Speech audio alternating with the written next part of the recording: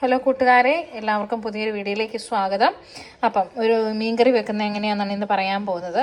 അപ്പോൾ ഇപ്പം ഞാൻ വെക്കാൻ പോകുന്ന മീൻകറി ഓൾറെഡി ഞാൻ കടുക് പൊട്ടിച്ച് വെളുത്തുള്ളി, ഇഞ്ചി, കറിവേപ്പിലയൊക്കെ താളിച്ച് വെച്ചിട്ടുണ്ട്. അതിൻ്റെ കൂട്ടത്തിൽ 2-3 പുളി ഞാൻ വെള്ളത്തിലിട്ട് വെച്ചിട്ടുണ്ട്.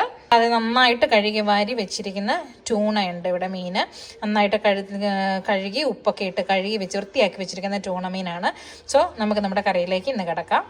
നമ്മുടെ താളിച്ച് വെച്ച എണ്ണയ്ക്കകത്തോട്ട് ഞാൻ ആവശ്യത്തിന് മഞ്ഞപ്പൊടിയും കുറച്ച് മുളക് പൊടിയും കൂടെ ചേർത്തിട്ടുണ്ട്. ഇതിൻ്റെയൊക്കെ ഈ പൊടിയുടെയൊക്കെ പച്ച മണം മാറാൻ വേണ്ടിയിട്ട് ഞാൻ ചെറുതായിട്ടൊന്ന് ആ എണ്ണയ്ക്കകത്ത് ചൂടാക്കി എടുക്കുകയാണ്.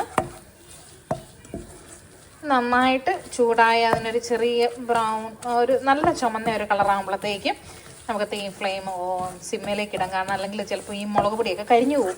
അതുണ്ടാകാതിരിക്കാൻ വേണ്ടിയാണ്. ഇത് നന്നായിട്ടായിട്ടുണ്ട്. അതിനകത്തോട്ടേക്ക് പാകത്തിന് ഞാൻ കൊതുത്ത് വെച്ചിരുന്ന ഒരു 3 കുടംപുളിയും പാകത്തിന് വെള്ളവും ഉപ്പും കൂടി ഒഴിച്ച് ഞാൻ തിളയ്ക്കാൻ വെച്ചിട്ടുണ്ട്. ഇനി ഇത് നന്നായിട്ട് തിളച്ച ആ പുളിയൊക്കെ ഒന്ന് ഇറങ്ങിക്കോട്ടെ. അത് കഴിയുമ്പോൾ നമുക്ക് കഷ്ണം ഇതിനകത്തിടാം കേട്ടോ. മീൻകറി അത്യാവശ്യം തിളയ്ക്കാൻ തുടങ്ങിയിട്ടുണ്ട്. വെയിറ്റ് ചെയ്യാം. നമ്മുടെ മീനിൻ്റെ പുളിവെള്ളം നന്നായിട്ട് തിളച്ചിട്ടുണ്ട്. അതിനകത്തേക്ക് ഞാൻ കഴുകി വാരി വൃത്തിയാക്കി വെച്ചിരിക്കുന്ന മീൻ കഷ്ണങ്ങളോടെ ഇടുകയാണ്. ഇനി ഇത് വേകാനുള്ള സമയം മാത്രം കൊടുത്താൽ മതി. ഉപ്പും മുളകും എരിവും എല്ലാം പാകത്തിനാണ് ഇപ്പം നിലവിൽ.